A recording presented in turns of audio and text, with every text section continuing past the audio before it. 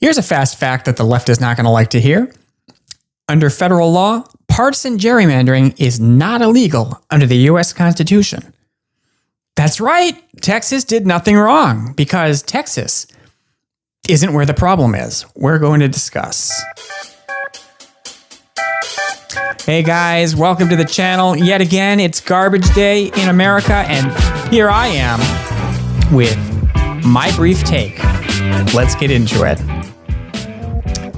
So, gerrymandering is in the news again with yesterday's Supreme Court ruling that the Texas map proposed this year under pressure from President Trump, a map that's likely to give the Republicans an additional 5 seats, is lawful.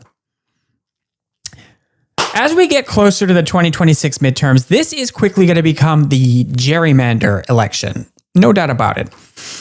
Media bubbles and politicians on both sides will bring it up more and more.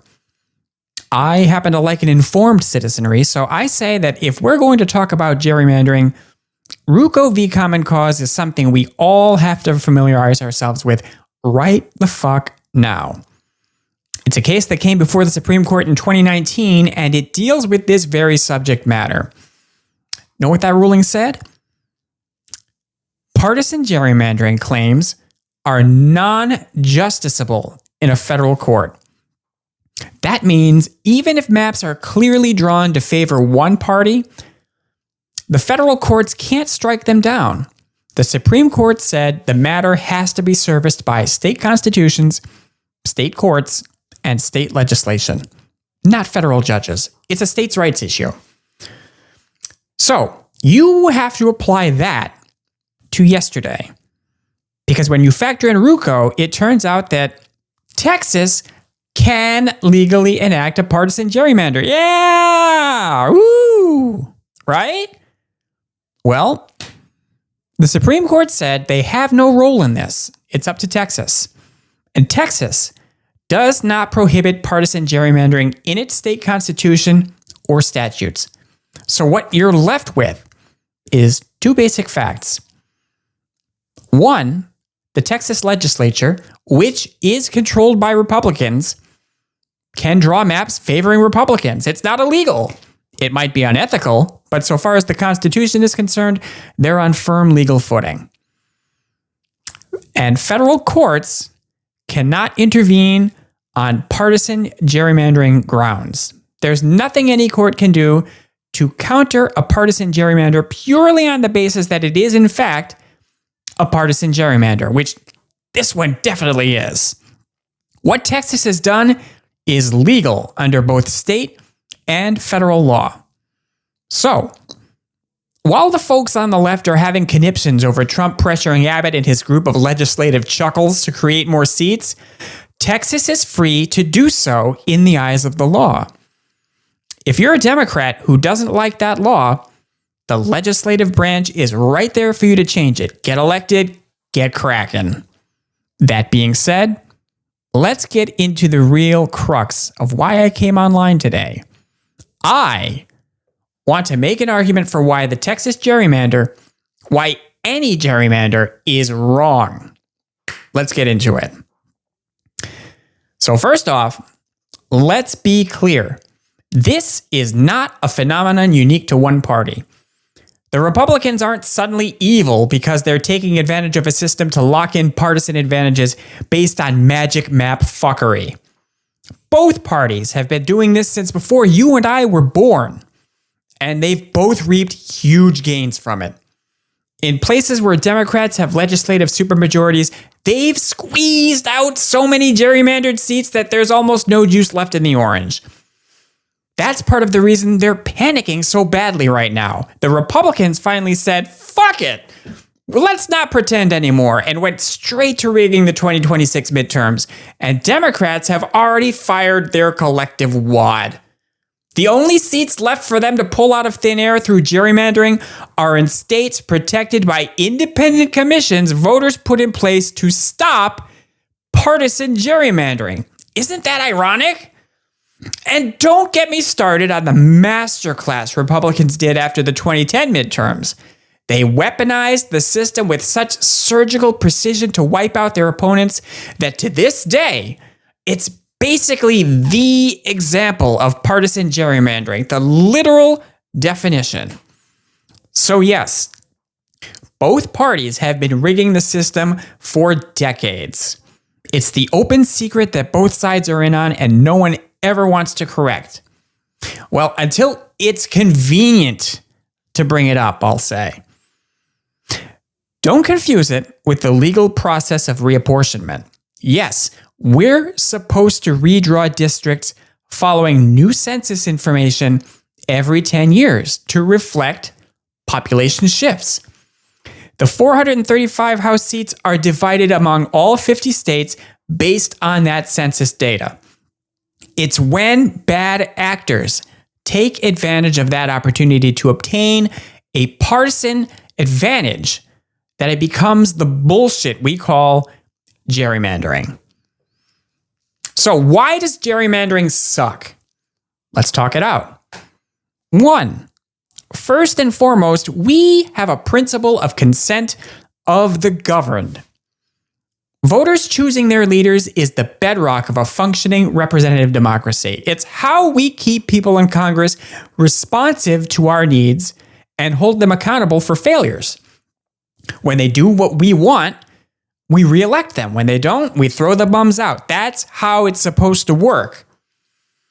So for the two people in the back who don't know, partisan gerrymandering flips this logic. Instead of voters choosing politicians, politicians choose their voters. In a gerrymander, the ruling party usually has a majority that enables them to design districts to protect their incumbents and single out opponents for removal, with careful adjustments in how the population is distributed. It ensures one party keeps power even when the statewide vote is much closer. That kind of result violates the foundational democratic principle that government should reflect the will of the people. Instead, it reflects the will of the politicians, the donors, and the billionaire corporations who all have a shared interest in making sure your vote doesn't count. 2. The ruling party becomes insulated from accountability. Because when districts are drawn to guarantee safe seats, lawmakers don't need to appeal to broad coalitions of voters or find the middle.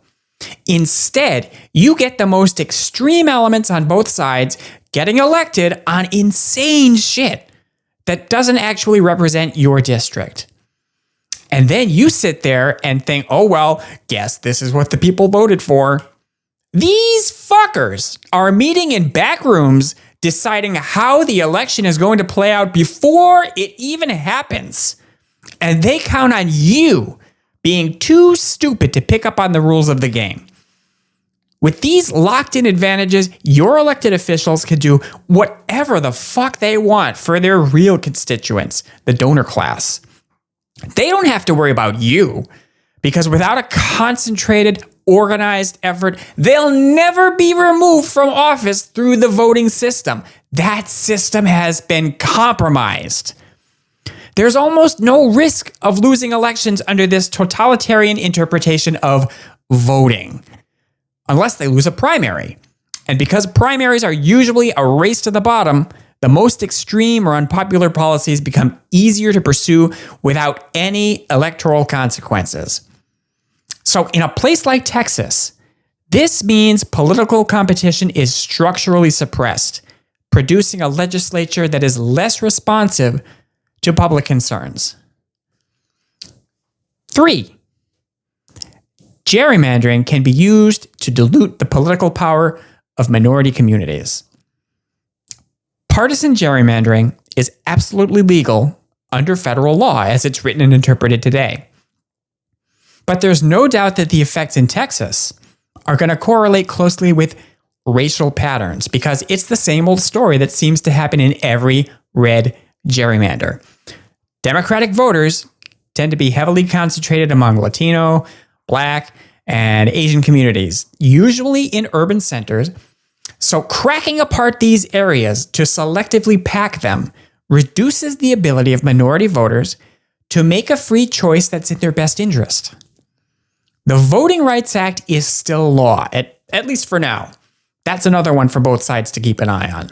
But for now, you're not supposed to apply political motivations to this process in a way that could result in diluting minority votes, because it undermines equal political opportunity and the spirit of civil rights law.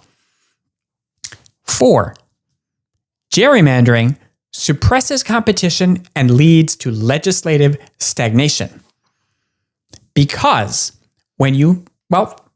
think about it. When you have a competitive district, what are some of the things you can count on at election time? You can count on moderation and compromise, because that's a natural habit of being forced to occupy some sort of middle ground in your proposals.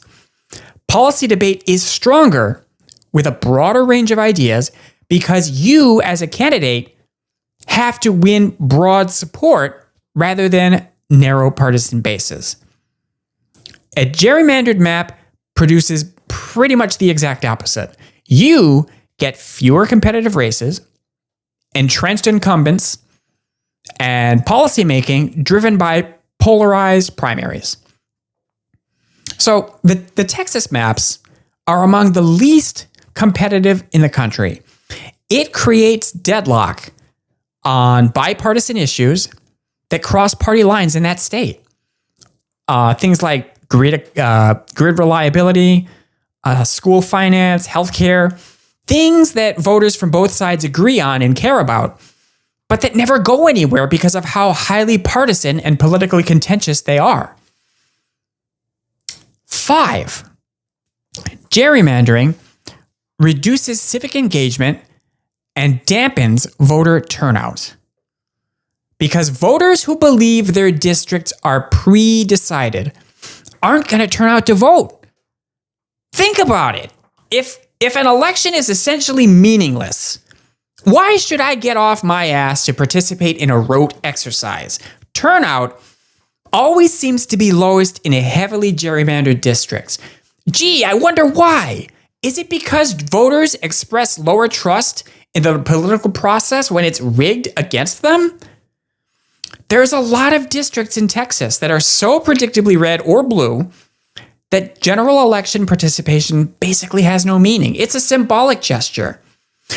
Oh, I'll go vote just because I'm supposed to, even though nothing will really change. What the fuck kind of representative democracy is that? 6. Gerrymandering invites governmental self-dealing and risks corruption. This is a process that rewards the party in power with the ability to entrench itself. When you're no longer concerned with what a majority of voters think. Surprise! You've created structural incentives for things like excessive partisanship, strategic policy choices that favor maintaining power over serving the electorate, and manipulating demographic data. And even if all these things are technically legal, come on. It carries the appearance of self-serving, and that damages democratic legitimacy in ways we've already touched upon. Finally, number 7, gerrymandering contradicts the core American ideal of fair representation. If you look at any poll on this subject, or even if you just walk out onto the damn street and you ask somebody, I think you're going to find that most people in Texas, or anywhere for that matter, I'm talking Republicans, Democrats, independents, and your fucking grandma. When it comes to elections, they'll consistently tell pollsters they want these 3 things: competitive districts, transparent map drawing, and nonpartisan processes. It's pretty basic. But the current system completely rejects these public preferences in favor of partisan advantage. And when public will and legislative incentives diverge, the republic suffers. So, let's summarize our little talk here today. The Texas gerrymander is 100% legal. How they went about it is fucked.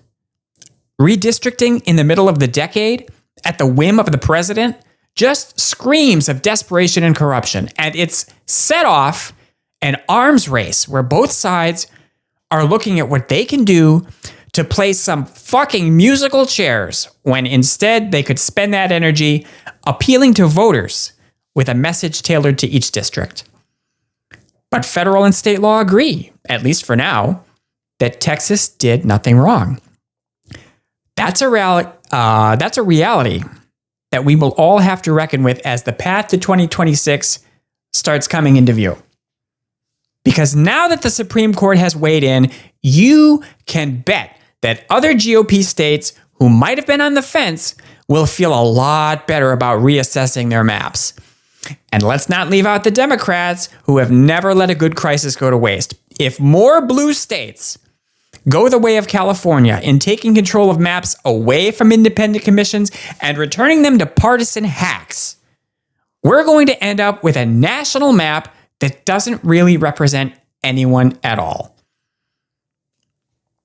Let's review. Gerrymandering distorts representation. It erodes accountability.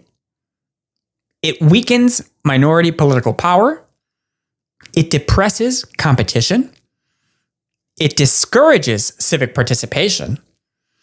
And it incentivizes self-serving governance, all at the expense of what makes this nation unique among all the governments in the world. And personally, I think that's a price that's just too damn high. But hey, if you watched to the end of the video, thanks for watching. Thanks for waiting for me to ramble on about inane shit for however long it's been. It hasn't been too long, maybe 10 minutes? I'm not sure. I'm not here to take sides. I'll call you both out.